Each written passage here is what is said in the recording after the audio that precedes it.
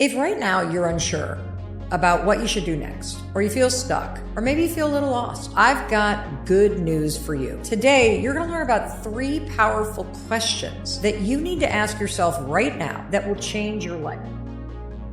Question number 1. How will your life look if you stay on your current path? If absolutely nothing changes about your life, if you stay in your current job, stay in your current house or apartment, stay in your current major, your current friend group, current relationship, current routine through the day, if nothing changes, where does this lead you in 5 years? Question number 2, if the path you're on disappeared tomorrow, what would you do? And this is what I call the rug pull question. This question just pulls the rug right out from underneath you, right? And it does sound scary. The question isn't meant to keep you stuck or to make you freeze. It's actually meant to free you. Now let's talk about the 3rd question, my favorite one of all. You ready?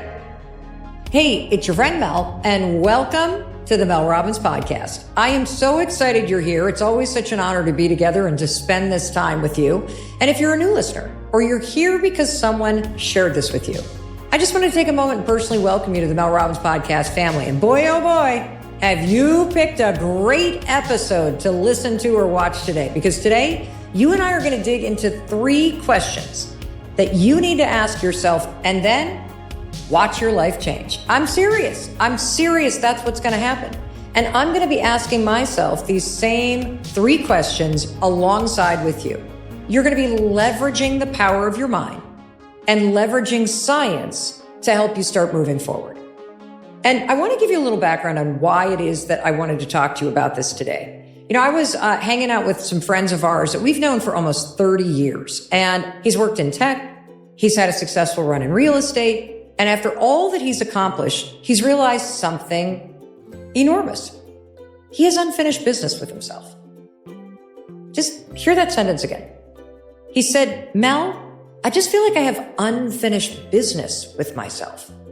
See, he loves music. He's always loved music. He's always played music. And now, at the age of 56, he wants to make music the center of his life. Now, this is somebody who's my age. And doesn't it make you wonder, how do you have that kind of epiphany? You know, is it like a Tuesday morning or a Thursday morning that you wake up, you're like, you know what, I've got unfinished business with myself. I need to make some changes. Is it possible to manufacture a breakthrough like that for yourself? I mean, if he's all of a sudden thinking in his mid-50s, well, I got unfinished business. I've got a chapter of my life that I need to live. Just imagine. Imagine if you and I could have that same epiphany today. In fact, just consider that. What unfinished business do you have in your life right now? And I don't care how old or young you are. You may be in your 20s and you're like, I got some unfinished business with myself. There are things I want to do in this lifetime, and I really need to wake up and get more serious about it.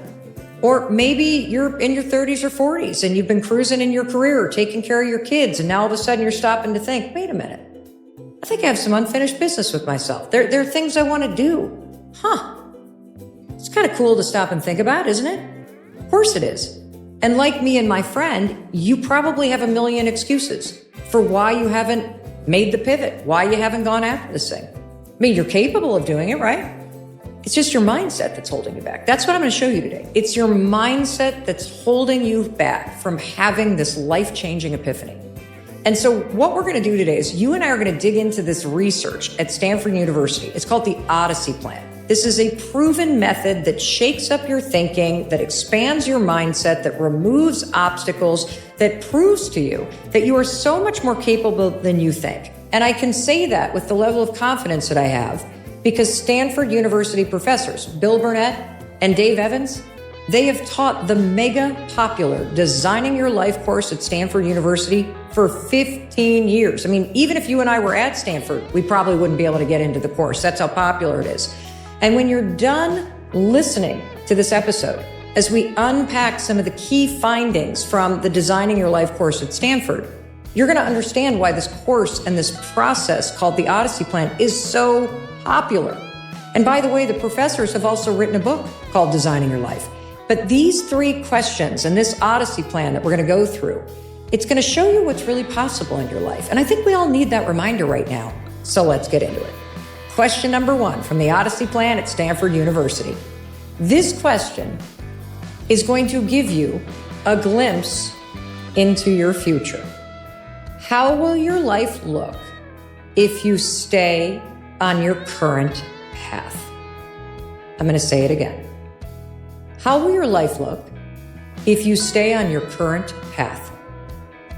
In other words, if absolutely nothing changes about your life, if you stay in your current job, you stay in your current house or apartment, you stay in your current major, your current friend group, your current routine through the day, if you stay in your current relationship as it is, if nothing changes, where does this lead you in 5 years?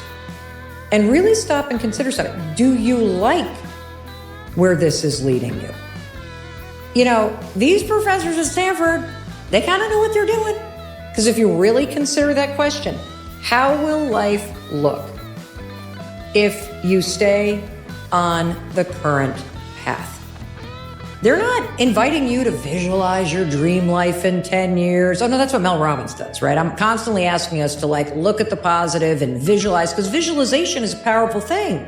And it's really fun and empowering to visualize a better future. But that's not what this question's asking you to do. This question is asking you not to visualize the future that you dream of. The question is asking you to be brutally honest with yourself and visualize what happens if you don't change anything. If everything stays the same, you stay on the current path you're on. And look, there are things about your life right now that probably aren't great, right? But there are things about your life that you got unfinished business. You got things that you're sitting around just waiting to have happen, but you're on the same old, expecting something different to come along. So there's something sneaky about this question. It's kind of asking you, do you want things to get worse before they get better? If you stay on the current path that you're on, you're lucky if it just stays the same. Because if the path isn't fulfilling, if the path feels off, the likelihood is it's actually going to get worse. Because you're going to feel that grinding sense that there's unfinished business, that there's something that you want to feel or do or become or focus on, and you're not doing it. Let's say you're carrying around an extra 40 pounds. That's not fun. That's not fun. That's very hard to do. So let's say you just stay on the current path and you never carve out the time to start going for a walk. Or you never carve out the time to dust off the dumbbells in your basement and stream a class. What does your life look like if you never change? Or let's just say you keep working at that job and you're scared, you're bracing for the fact that AI is coming or that somebody that knows AI is going to replace you, and you just feel miserable and exhausted, but you're not doing anything to look for a new job. If you stay in a job that is draining your life force, where you're not being treated well, what does this current path look like 2 to 3 years from now? Or maybe you're so stressed out right now that you never get sleep and you're grinding your teeth down to nubs and you're, waking up with your shoulder hurting and then, you're taking all kinds of things in the morning to try to pop yourself up and 15 cups of coffee. And it's just this endless loop, and you didn't always feel this way. Let me ask the question again. How will your life look in a year or 2 years or 3 years if you stay on the path that you're on? And this is very confronting in relationships, because if you're in a relationship that isn't fulfilling anymore, but you don't want to upset anybody. I was talking to a friend of mine who was dating somebody, and they just kind of said, I just know the spark's not there. And I'm not looking for love at first sight, but he's a really good person. And we've gone on dozens of dates, and I just wish it were working, but I just know it's not the right relationship for me. It's so hard when the person's a good person. But let's just play this out, because a lot of us slide into things that we don't mean to slide into. And next thing you know, you look up and it's a year later and you're living together, and then it's 2 years later and now you feel like you got to get engaged, because even though it's not quite right, here we are, you kind of slid into this because it was the current path that you were on. And I'll tell you, one of the hardest things in the world is ending a relationship with somebody who's a really good person. They're just not your person. It takes a lot of courage to know that you're disappointing somebody. But what you don't want to do is you don't want to stay on a path that's slowly disappointing you. There's an area of your life where maybe you've just put your head down and you're soldiering on and you're pretending everything's fine. Maybe you're in nursing school and you hate it and you hate it. But oh my gosh, you talked about this for years and now you're in it and you've paid some money for this first semester and you don't want to tell everybody that you went and now you don't want to do it. Really think about it. And it might feel a little painful. And this is kind of an intense place to start. Thank you very much, professors at Stanford. Boy, they're just going right for the mirror in front of us that we don't want to look into. But there's a great reason for why this is the first question. And here's what I want you to look at. I want you to look at this as a neutral question, not a negative one, right?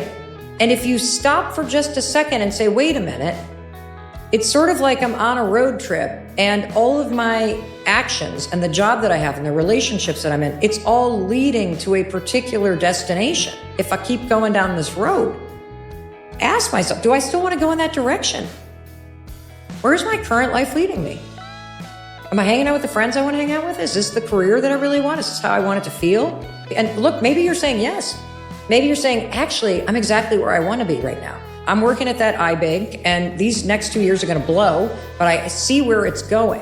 Or I'm in medical school and I hate medical school, but I can't wait to be a doc. And so I see where this is going. I'm in the right place. And so maybe I just need to take better care of myself. Maybe I got to change my mindset and stop the beat down because I know that this is a bumpy section of the path. It's worth it to keep working on it. So I'm going to continue down the current path because I see where this leads. And so really be honest with yourself.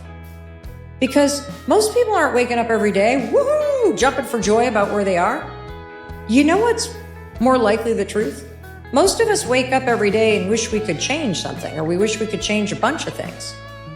But the thought comes in, and then we don't do anything.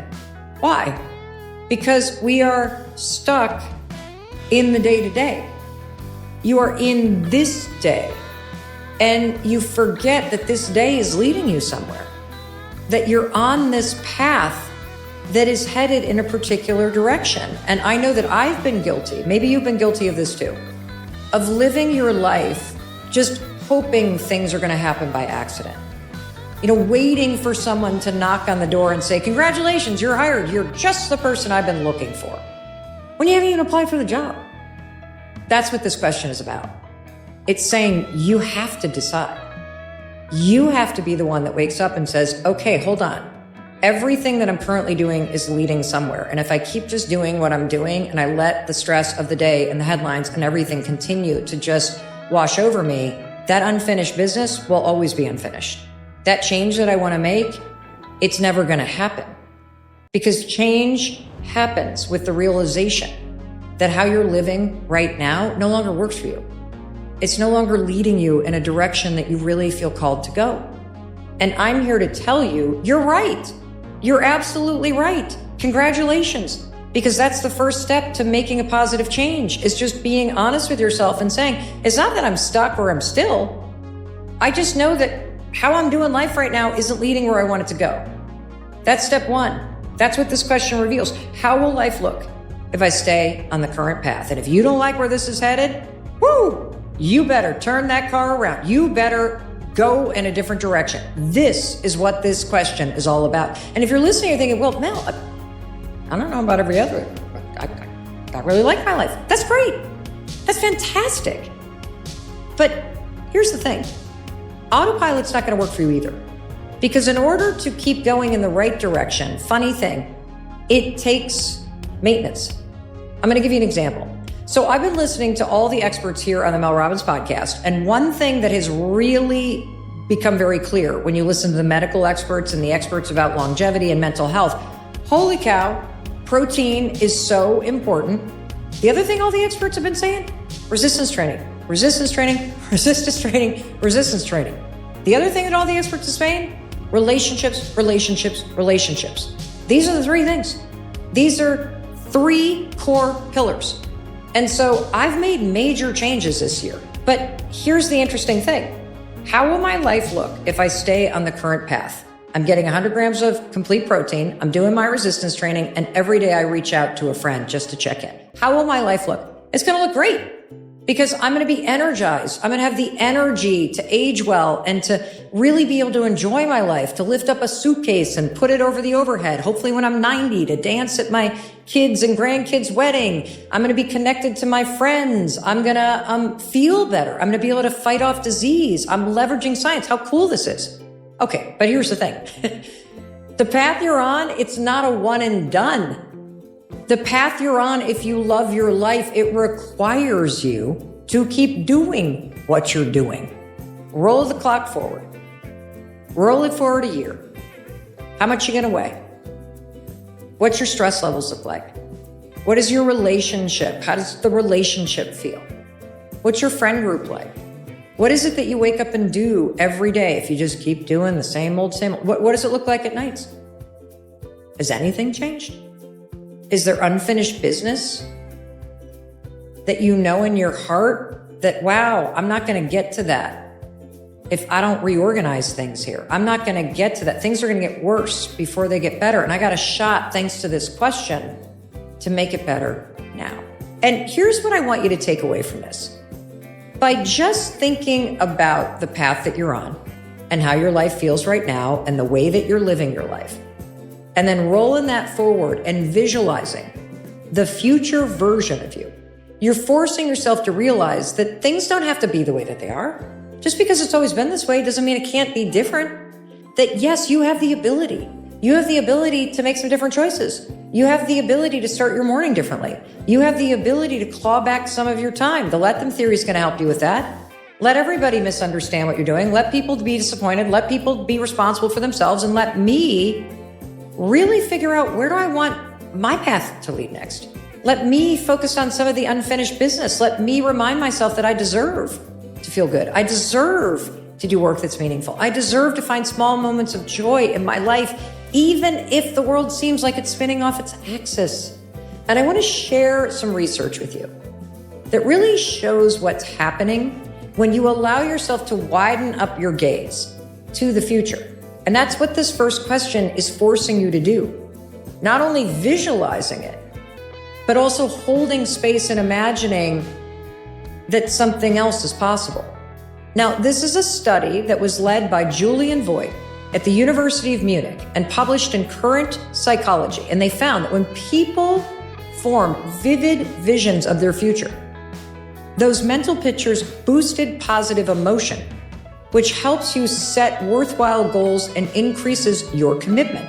And that leads to more progress. And I want to say why this is important, because even if the visualizations of the future are negative, those mental pictures can boost the positive emotion of motivating you to change.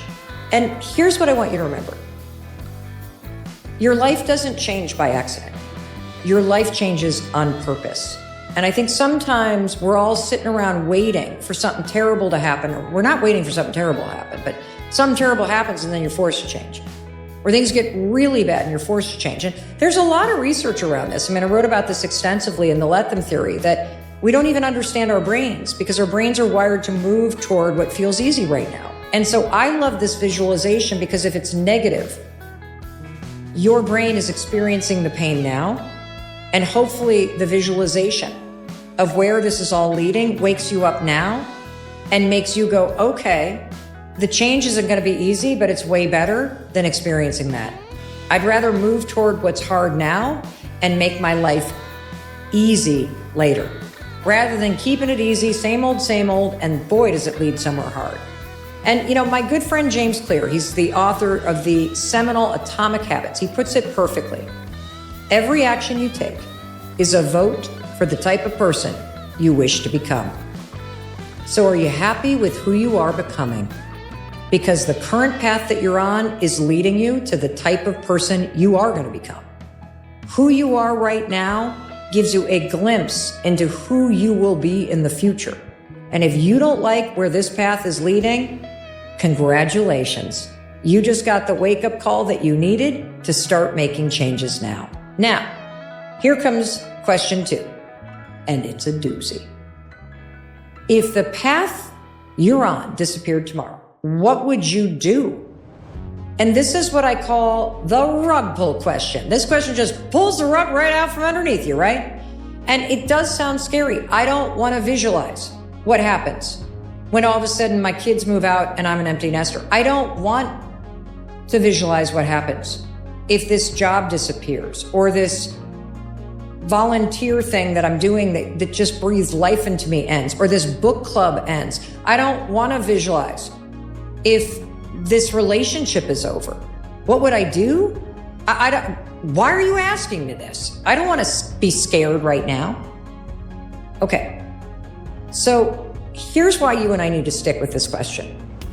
Because despite the fact that it's confronting, if the path that you're on disappeared tomorrow, what would you do?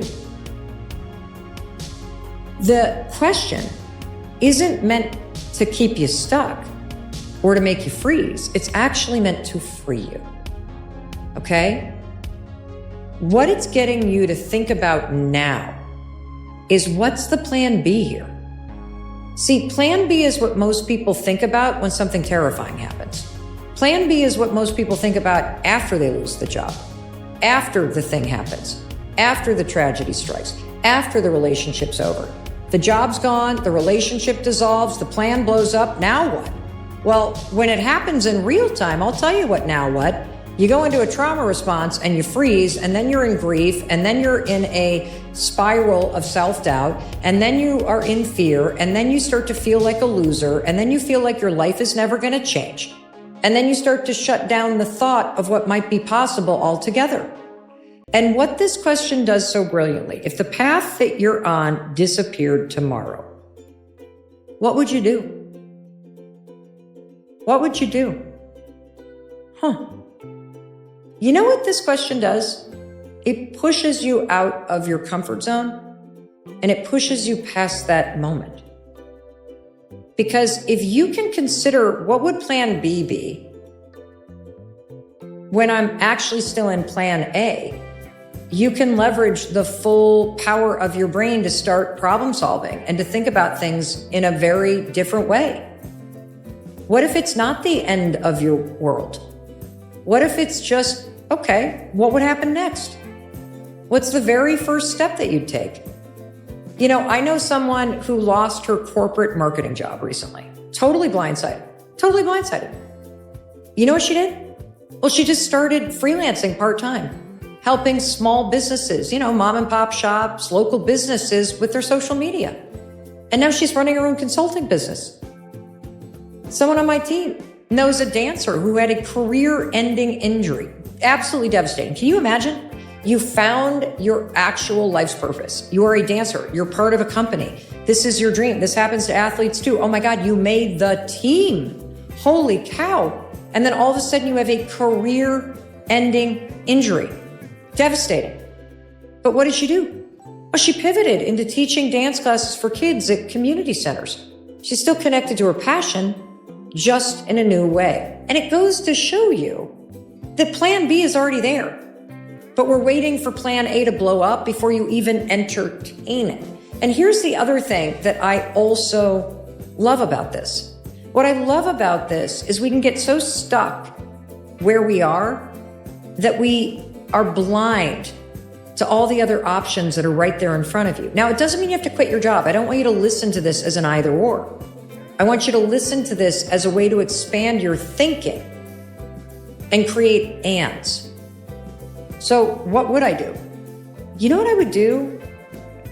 Well, first of all, if I had to pay my bills, I could teach other people how to start a podcast. That's one thing that I could do if I really had to pay my bills. Another thing that I could do is I could go work for somebody else that is hosting a podcast. Another thing that I could do is, I've always wanted to have a flower farm. It's true. I could, there's a person near where I live that has a flower farm that's really trying to figure out how to expand. I could look into being a partner in that. But another thing that I think that I would do if this dissolved, this is going to be one of those unfinished business things. I just have this desire to write a fantasy trilogy. Now, do you see how, like, I'm kind of smiling, like it's kind of cringy to even tell you that? But I've always, like, I'm one of these people that I love A Court of Thorn and Roses, dramatic audio. I loved the Fourth Wing series. I loved Harry Potter. I love Game of Thrones. I love the Hobbit series. I love these world building things. I love Avatar. And I just think it'd be really cool to try to do that. And here's what's fascinating about this tricky little question. If the path that you're on disappeared tomorrow, what would you do? What would you do? Who in the world is inspiring you right now? What unfinished business do you have? And I'm going to tell you something, because I think you need to hear this right now. You don't have to do this. You don't have to pay your bills with it. This question isn't meant to get you to quit your job or to change your major. This question is meant to break apart your very black and white thinking. This question is meant to widen your gaze and help you lift up your head and recognize there's a lot more to your life than you think you do for work or school right now. There's a lot more to your life than just taking care of your kids and your parents. And if the path that you're on disappeared tomorrow, what would you do? That is a question that is inviting the deeper parts of you to dream again, right? To dream. And, it's so easy to cling to what you know and to think it's always going to be that way, even when it doesn't feel that great, because it seems safer than imagining other things that you could be doing. But that's what this question asks of you. If the path that you're on disappeared tomorrow, what would you do? And as professors Bill Burnett and Dave Evans at Stanford put it, I love this quote, when you really force your imagination to believe that you have to make a living or you have to fill your time doing something other than what you're already doing, you will come up with something. You will. And here's the other thing I like about this question. It also gets you to look at the thing you've been gripping tightly to, even if deep down you don't like it. Because you're probably telling yourself you have no other options. You got to pay your mortgage, you got to pay your apartment rent, you got this, you got that, you got the other thing. But what's really interesting about when things disappear, it leaves you no choice. And as your friend, I'm going to always remind you, you're capable of figuring things out. A lot of us don't realize that until we're forced to. We're forced to figure it out because we got laid off. We're forced to figure it out because we didn't get the dream job. We're forced to figure it out because we majored in communications and now you're graduating into the world's worst job market in recent history. I'm just going to say it. It's true. It's true. And now you're starting to get discouraged. So the path that you are on did disappear because you're not landing the job. So, okay, what are you going to do now? That's why this question matters, because it really gets you to start to imagine and brainstorm and tap into other options before you get fired, before the friendship fades, before the rug gets pulled out from under you.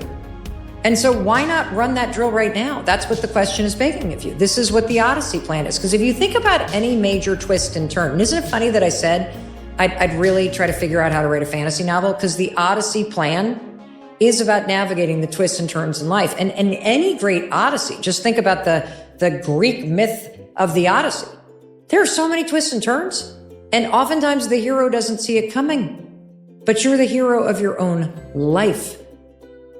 So ask yourself, if you didn't do what you currently do for a living, if you didn't fill your time doing what you currently do, maybe you're filling your time caring for your aging parents. Maybe you're filling your time taking care of your littles at home.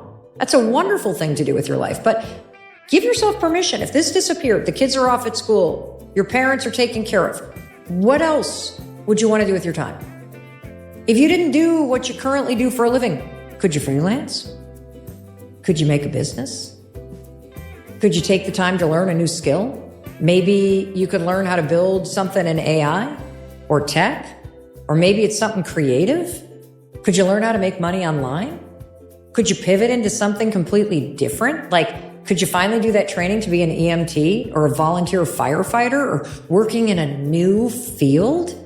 Could you get a master's? My husband right now is getting a master's in spiritual psychology by taking one class at a time. It's going to take him 4 years. He's almost done with it. Why? Well, because he started to imagine. if things disappeared, what is it that I might want to do with my life? And he's like, spiritual psychology. I think I'd like to do that. If I, stopped leading men's retreats, that'd be a really cool thing to do. Would you want to pick up extra cash being a bouncer at a bar on the weekends? Because you used to bartend when you were younger and you kind of miss the community that works in a restaurant. Look, I used to work in restaurants. I used to be a bartender. It's like a second family. Would you go to law school? Would you go join the Navy? I mean, that's the point of this question. It's getting you to understand that there's unfinished business for you. There are options. There are things that you'd like to explore. And most of us don't give ourselves permission to do that until life blows up or the job ends. And so this question, thank you professors at Stanford, helps you see that you've always had more options than you think. You're just spending all your time arguing with yourself. Well, I can't quit my job because I got to pay my rent. I can't do this because I got to do the other thing. I can't possibly make a change because my kids and stuff are dependent. Well, what if that's not true? What if there's a version of your life that is waiting for you to see it? I'm just inviting you to imagine the possibilities. And it's hard to do for yourself because if I were to ask you the question, hey, as my friend, could you give me advice? If the podcast were to just blow up, could you think of 5 things that Mel Robbins could do in terms of a pivot? You'd be like, yeah, boom, boom, boom, boom. If one of your adult kids comes home and they're like all upset because they hate the job path and they studied for this in school and now they realize, oh my gosh, I really hate working in tech. I bet you could give them 5 things that they could do because you can see the options for other people, but we have blinders on and can't see them for ourselves. And that's the question. That's what it's getting at, that you have options. And by pulling some of these into your consciousness now, you can make small pivots. Small pivots. And here's why this matters. Even though it can be confronting to think about this, once you entertain what you could do, if the current plan just disappeared, something interesting happens. Fear starts to lose its grip. You stop telling yourself, oh my gosh, if I lose this job, I'm completely screwed. If AI takes over, my life is over. And instead you go, well, there's always a plan B because I'm willing to see a plan B. That if I lost my job, if all the things that I currently do disappeared, I actually believe in my capability of figuring it out. I believe that I'll figure out options. I do believe that if a door closes, another one opens. Period. I love that. Now let's talk about the third question, my favorite one of them. You ready? Oh, I love this one. How would life look if there was nothing holding you back? Now, this is a swing for the fences kind of question. This is a Mel Robbins kind of question because this one's full of possibility. This is like unbridled permission for you to dream, for you to see a bigger possibility for yourself, okay? Just for a second, let's entertain this question. How would your life look and feel if there's nothing holding you back? I'm saying money is not an issue. You don't care about other people's expectations. Nope, let them, right? We don't care about that. You could go anywhere. You could do anything. This third question is full freedom in your life. Forget about the kids. Forget about the dogs. Forget about everybody that you take care of. Forget about the bills just for this second. Let's just entertain the possibility. Because when was the last time you let yourself daydream for real? I mean it. When was the last time you just threw caution to the wind and you allowed yourself to imagine a possibility, a future, a life where you were not encumbered by everything that's holding you back right now? Really just let your mind wander. How would my life look and feel if nothing was holding me back? There's no voice in your head going, oh, that's ridiculous. You can't be a travel blogger at your age. Oh, you could never pull that off. What makes you think you could build an app? You're too old to go back to school. You didn't major in medicine. Now you want to go back and be a holistic health coach? What's wrong with you? Well, if you're like me, and like most people, the last time you allowed yourself to just open up the doors of possibility, crack open your heart? Last time was when you were a kid. Because back then, you could imagine becoming an astronaut in the morning, and a rock star by the afternoon. Because nobody told you it was impossible. I mean, daydreaming was so good, it's not a waste of time. It's how you uncover what you want. It's how you excavate all that unfinished business that's underneath the noise of the bills, the responsibility, other people's expectations and opinions, the trappings of the life that you have right now, the weight that you feel. That's why this question matters, because it's fun. It's fun to think about this, isn't it? I mean, most of the choices that you've made so far, it's probably just like the choices I've made for a lot in my life. It's not about what you really want. It's about survival. It's about paying the bills. It's about status and keeping up appearances and making your parents proud and making sure that you're doing what all the neighbors are doing and that your kids are in the right travel league and that you're doing the right major and that you're driving the right car. All that stuff that just weighs you down. But this question, this is about something else entirely. This question blows the door open and asks, if you had enough, if nobody was watching, if you didn't know anybody anything, what would you do with your life? What would you choose to focus your time on today? Research shows that you are the happiest when you live from intrinsic values, when you're aligned with growth and connection and contribution, rather than chasing money, chasing approval, trying to keep up with everybody else. I mean, it's exhausting. All these shoulds in your life. You know, there was a study in 2015 done by Kim Kasser at Knox College, and it was published in the Journal of Positive Psychology. And this study found that people who were focused on these inner values, contribution, connection, doing something meaningful, relationships, joy, reported higher life satisfaction and way less anxiety than everybody else who's busy chasing status or wealth. And I think we know this deep down. The chasing status, money, fame, all that crap doesn't matter. What matters is whether or not when you lay your head on the pillow at night, you feel like you're a good person. You know that unfinished business, which by the way is connected to your values. That's why unfinished business haunts you. That's why your unfinished business is different than mine, because it's tied to something deeper. When you know that you did the best that you could with the time that you had today, that you inched yourself closer to the things that matter to you, you know that you're living a good life. It's also asking you, what if other people's opinions weren't holding you back? What if the guilt that you feel, the expectations that you feel, what if that fear that people are going to judge you or that you're going to fail and then all of a sudden you're going to be embarrassed or that people are going to misunderstand you? What if that wasn't holding you back? What if you could go on social media today and put your music out? What if you could go on social media today and talk about that new business? What if you could go on social media today and say, I've just done the Odyssey Plan. It's this thing at Stanford. It's so cool. And I've realized I want to make a big pivot. If any of you that follow me do, you're a yoga instructor, would you tell me in the comments what would be the first move you would make? I mean, this is so powerful because the single biggest thing in your way, it's actually not money. It's your fear of what other people are going to think. And if you've read the Let Them theory, or you've already started using Let Them and Let Me in your life, you know that other people are the single biggest waster of your time and energy.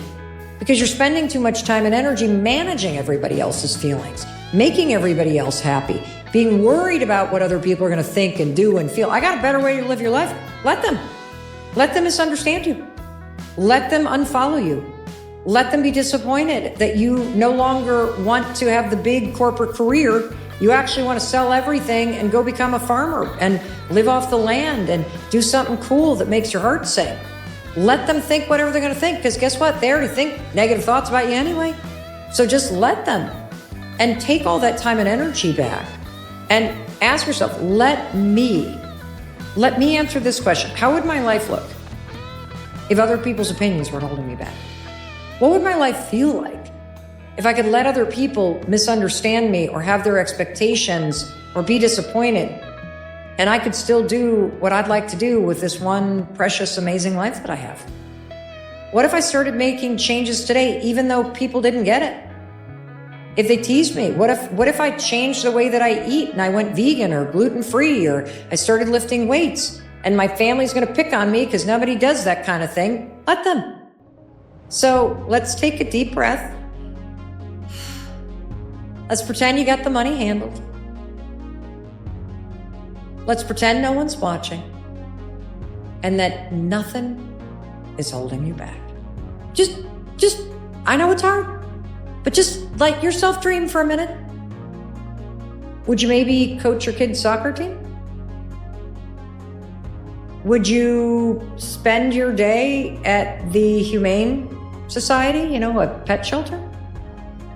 Would you take up building things, whether it's Legos or puzzles, or maybe you're going to build a little shed in the backyard? Where would you live? I mean, how does a cabin in the mountains sound? Sounds pretty good to me. How about living on a beach somewhere? Or what about a little boat sailing around the world? And who would be there? Who would you be spending your time with if you weren't working all the time?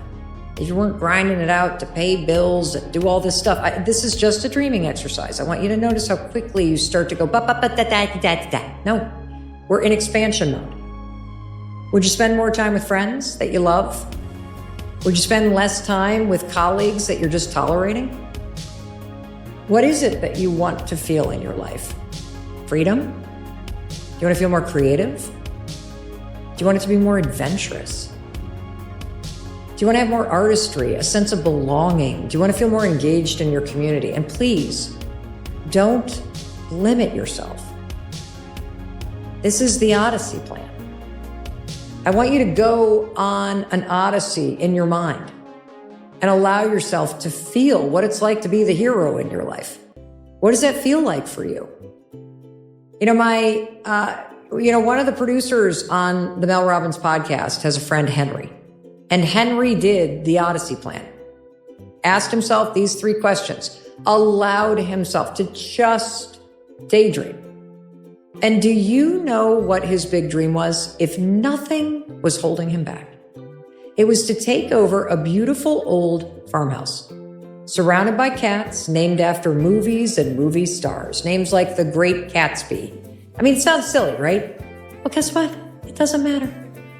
Because Henry's saying, let them laugh at my cat names. Let them laugh at my dream, because this is unfinished business for me. Just like whatever it is that's coming to your mind and heart is unfinished business to you. It's not about other people. It's about you. Henry also put down owning an 86-inch TV, a vending machine that spits out never-ending free Italian ice. See, that's the point.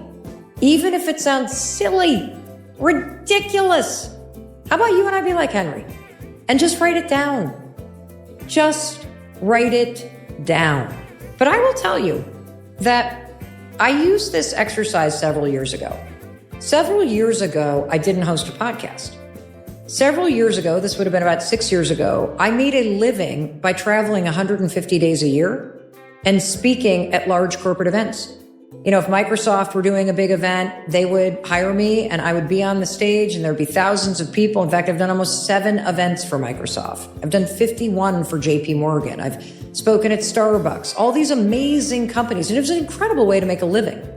And then occasionally I would write a book. I wrote the 5-Second Rule. I wrote the High Five Habit. But there was just this unfinished business for me. There was something stirring inside me. And do you know what it was? When I really said to myself, if the path that you're on disappeared tomorrow, what would you do? If all of this speaking business, Mel, disappeared, if no one ever bought another book, all your followers online disappeared, what would you do? And the answer was very clear at the time. It was, I would start a podcast.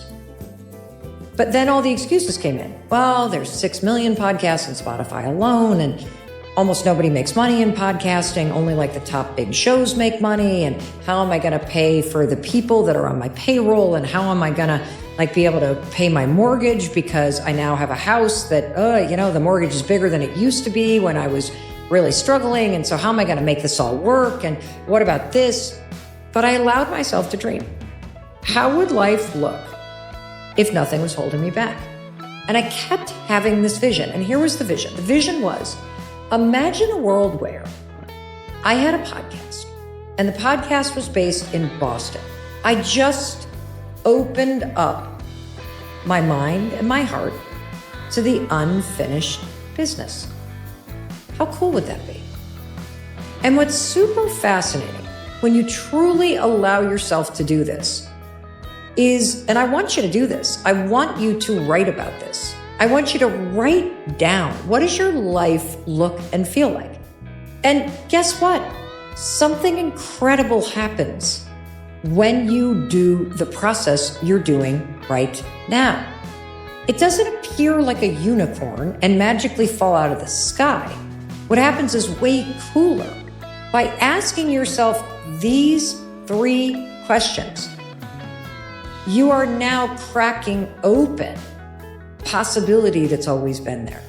You are giving your dreams permission to get out of your brain and exist out into the world and right in front of you on paper.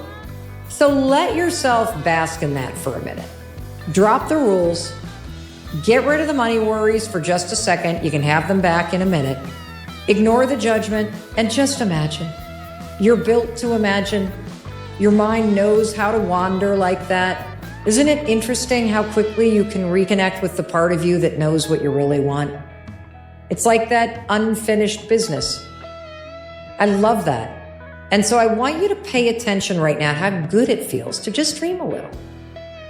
And even if your answer for question 3 seems like, okay, well, it's a little out there, it's still giving you clues to exactly what you need now. You need more of this, okay? That's what you need. All right. So you're probably thinking, all right, what do I do with this, Mel? Because I've got the 3 questions. And I want to acknowledge you. I want to acknowledge you for not only listening or watching to something that is based in research and that is going to help you create a better life, but I want to acknowledge you for taking the time to answer the questions. And so if you're now like in it and you're wondering, okay, now what? Great question. You've opened up a map. You've opened up a map in your life. And I want you to look at everything that you've thought about and that you've written down. And now I want you to think about, okay, I have this big map and my current life is taking me over here. But when I really suspend all the judgment and I tap into daydreaming, I kind of want to go over here. And now here's what you're going to do. And this comes from the course at Stanford. I want you to pick one thing, one destination, one direction you want to head in, one thing that just catches your interest. See, the questions gave you points on this map. They gave you the insight and the direction that you need. You're not stuck. You're not lost.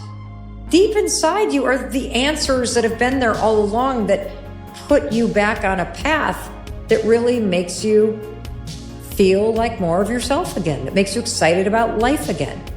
And so you're probably wondering, okay, well, how do I pull more of what I'm seeing in these questions into my life, Mel, without having to blow everything up, okay?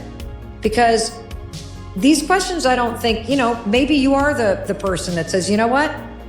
This is the clarity I needed. I have the money saved. I know what I'm going to do. I've been chicken and scared to just pull the cord and make the change. I'm doing it. Like, thank you. The Odyssey Plan revealed that I knew what to do all along. I've been scared to do it. I know my plan B and I'm executing it today. I'm quitting the job. Okay, that could be one example. But more likely, you're just waking up to all these options and possibilities. You're starting to feel a sense of hope and optimism again.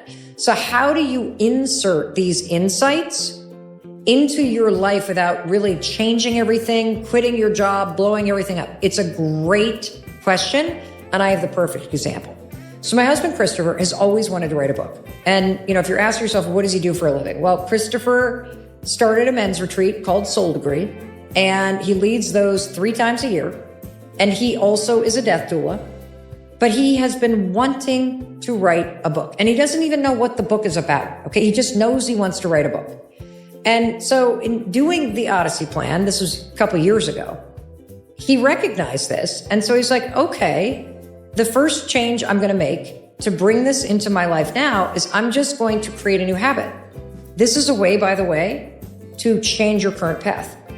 Because if you just change one habit, whether it's writing every day or walking every day or spending 15 minutes every day researching something you're interested in, you automatically change the path that you're on. And so Chris just started by adding writing to his morning routine. That's all that he did.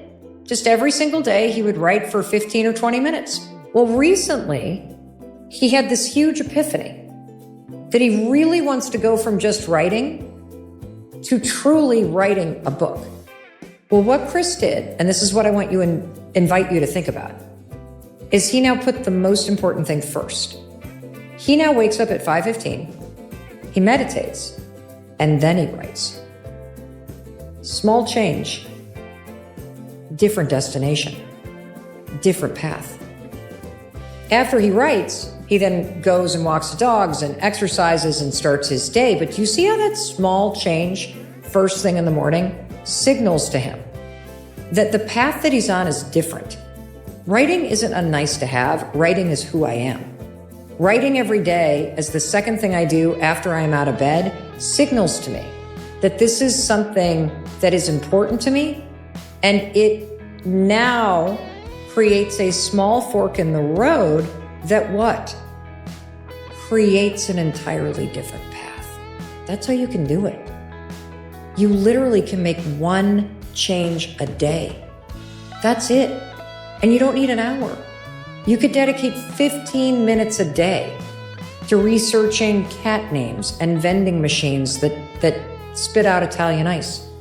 You could research flower farms and what does the P&L look like and how do people get started and how long does it take.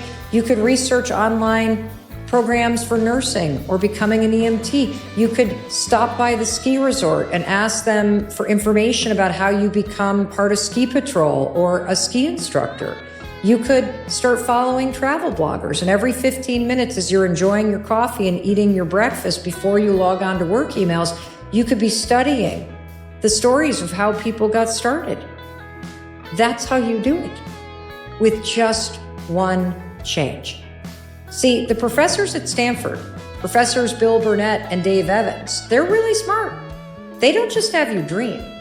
They do this process where once they crack you open with these sneaky, powerful questions, and you're forced to entertain, oh, there are other options here. Oh, my excuses are keeping me from doing small things now. Oh, there's unfinished business.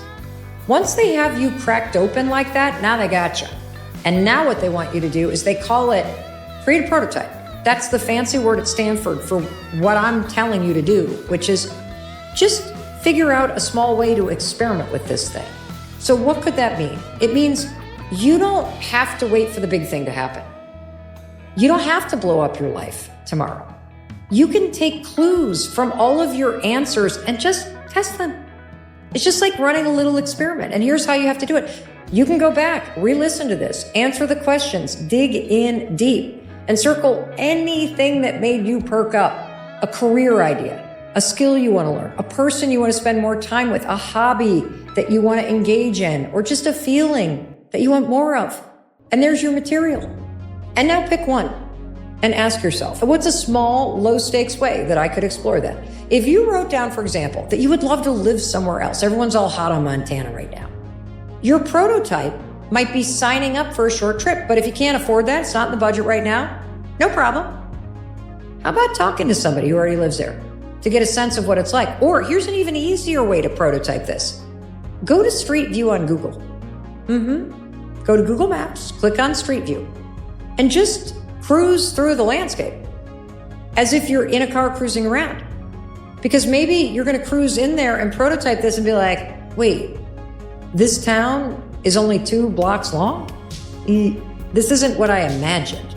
Or, oh, this doesn't really look like that series Yellowstone. I was kind of imagining something else. Or maybe you'll be like, oh my gosh, my heart is singing. I got to find a way to move there. I got to find a way to save some money and go on a trip there instead of blowing it every week and going out on the bars and buying things online that don't matter. See how this starts to work? Because now you all of a sudden are elevating what matters.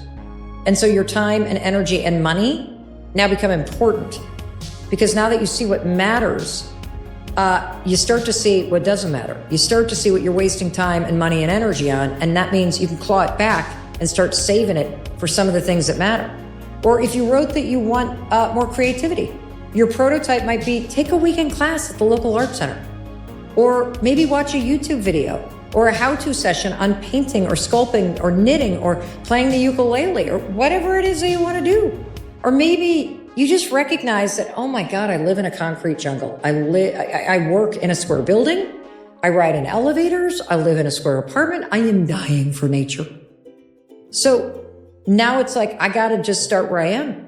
I got to get outside every day and take a walk for a half an hour. And if I can get a lap in the local park, even better. Or if you wrote down that you want to be happily married in 5 years, but you're currently single, it could be simple as expanding your circle. It could be signing up for a new activity or event where you're going to force yourself to talk to people because you're going to meet people at this event that are interested in what you're interested in.